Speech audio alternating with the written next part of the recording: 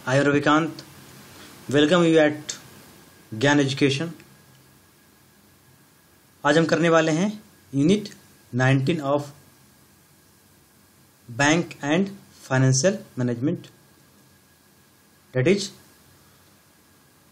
Basically the module C. The topic is treasury risk and treasury risk management. Okay, so let's begin. This is a very important topic, treasury risk. अगर बात करें इसको mainly जो है दो भाग में डिवाइड कर रहे हैं, फाइनेंशियल रिस्क और operational risk.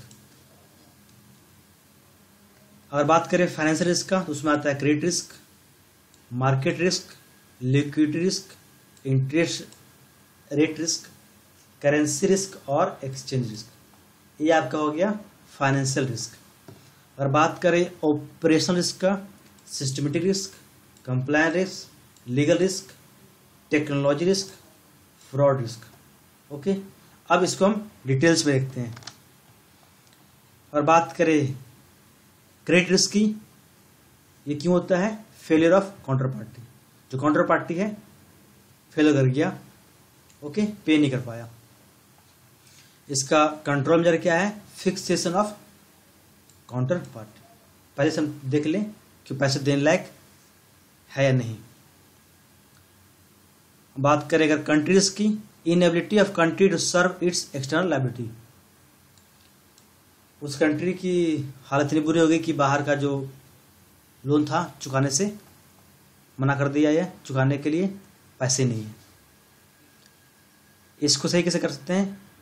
Country risk analysis and country limit, मतलब किस कंट्री को कितना देना है, ओके, पहले से लिमिट तय कर लें। बात करते हैं अब लिक्विडिटी रिस्क की, inability of the counter party to meet its funding requirements. अब कोई पार्टी है, उसके पास क्या है, पैसे तो हैं पर लिक्विडिटी नहीं, मतलब किसी कैश देने के लिए नहीं है, या फिर उसे जितना चाहिए उतना नहीं है। Dates a liquidity risk. इसको कैसे कर सकते हैं? Increase in investment in liquid securities. इससे कैसे करेंगे कि अगर हम लिक्विडिटी जो इन्वेस्टमेंट है वहाँ बढ़ाएं तो जो हमारा इजिली हम जरूरत पड़ने पे मैनेज कर सकते हैं। Legal risk, it arises on account of improper documentation. अगर हमारा डॉक्यूमेंटेशन सब सही से नहीं है तो लीगल रिस्क खड़ा हो जाएगा। और बात करें कंट्रोल मेजर का, इंटरनेशनली एक्सेप्टेड अप्रूव्ड एग्रीमेंट। इसके लिए क्या करेंगे हम कि इंटरनेशनली एक्सेप्टेड हम अप्रूव्ड एग्रीमेंट ही करेंगे, मतलब इंटरनेशनली अप्रूव सारा कुछ लेंगे, तभी जो है हमारा क्या होगा, ये लीगल रिस्क हम सही कर सकते हैं। अब बात करते हैं अगर मार्केट रिस्क की, नेचर क्या है इसका? Price movement variation in interest rates and currency fluctuation. Okay, क्या है ये? Price movement variation in interest rate and currency fluctuation. This is basically market risk की, मतलब इंटरेस्ट घट गया या फिर करेंसी की रेट घट गई या बढ़ गई। इसके लिए हम क्या कर सकते हैं? Effective LM, asset liability management और हेजिंग स्ट्रेटजी को अच्छे से रखेंगे तो उसको सही कर सकते हैं। फ्रॉड रिस्क, डीलर फ्रॉड कर जाए या फिर अदर ऑपरेटिव स्टाफ फ्रॉड कर जाए। इसके लिए क्या करेंगे हम? Separate dealing, accounting and audit department बना लेंगे ताकि उस पर ध्यान रखें। बात करेगा सेटलमेंट रिस्क की, तो ये होता है time differences between trading zones. Different trading zones है, वहां पर अगर हम टाइम डिफरेंस होता है, इसकी वजह से सेटलमेंट्स आ जाता है। इसके लिए क्या करेंगे हम? एक्सपोजर लिमिट फिक्स कर देंगे ईच इंटरबैंक काउंटर पार्टी। ठीक है, हम पहले क्या कर देंगे? इसके लिए एक्सपोजर लिमिट फिक्स कर देंगे।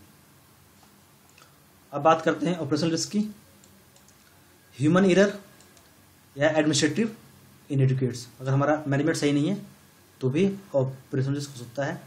ऑडिट और scrutiny and follow up. Okay, treasury risk management, organization control, it refers to internal check and balances.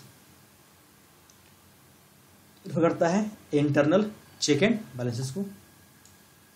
Exposure ceiling limits, It refers to limit put for transactions for which with counterparty to protect the bank from credit risk, that is default or settlement risk. अब बात करते हैं internal control की. It refers to position limit to protect from market risk. Position limit to protect from market risk. Okay. अब बात करते हैं open position limit की. Day light and overnight limit, deal size limit, stop loss limit, aggregate integrated gap limit, AGL IGL, मतलब कि aggregate gap limit या फिर integrated gap limit. ये आपका है इंटरनल कंट्रोल्स. जैसे ओपन मार्केट पोजीशन के लिए कर लें, डील साइज लिमिट कर लें, स्टॉप लॉस पहले कर limit, so we can manage one. Okay. Value at risk basically क्या है ये? Use to make assessment of possible losses during the period due to volatility.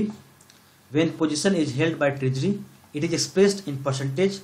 से 98% confidence level means 2% probability of incurring loss. और 98% confidence level है तो 2% chances है loss होने का. That's a value at risk. Calculation कैसे करेंगे? तो derive from statistical formula that is based on volatility of the market. इसके लिए कुछ अप्रोच है. पहला बात करें तो पैरामेट्रिक अप्रोच, इसको बोलते हैं कोरिलेशन अप्रोच और variance covariance approach. It is based on various risk components. और बात करें मोंटे कार्लो अप्रोच की, where a number of scenarios are generated at random and their impact on subject. This is basically scenario generated at random and impact on the subject. A stock price exchange is studied. अगर बात करें historical data approach की, use historical data to arrive at the probable losses. अगर बात करते हैं duration की, it is used in all asset and liability position where interest rate prevalent और involved prevalent यहाँ पे होता है, वहाँ पे हम यूज करते हैं. Duration is weighted as average measure of the life of bond where time of receipt of cash flow is weighted by present value of the cash flow. Duration is expressed in number of years. For a longer duration the sensitivity of price change is greater to change in interest rate. अब बात करते हैं modified duration की. It is arrived by dividing the duration with interest rate. कैसे करेंगे? Modified duration कैसे find करेंगे? Dividing the duration with interest rate, D by I. YTM, yield to maturity. The effective return on bond is called yield. आपको पता है कि जो bond पे जब रिटर्न मिलता है that is called yield. The rate at which present value of bonds equal the market price of the bond is called YTM. उसको बोलते हैं YTM. The yield and price of bond moves in opposite direction. आपको पता है कि उसका yield और price opposite direction में मूव करेगा. मतलब yield बढ़ेगा तो प्राइस घटेगा और प्राइस घटेगा तो yield बढ़ेगा. लीगल डॉक्यूमेंट्स अगर बात करें ट्रेजरी की तो ISDA that is international swaps and derivative association. International swaps and derivative association. और बात करें फिम्डा का, fixed income money market and derivatives association of India. Okay, basically क्या हो गई FIMMDA. Okay my friends, I hope कि this video help you. See you in the next video.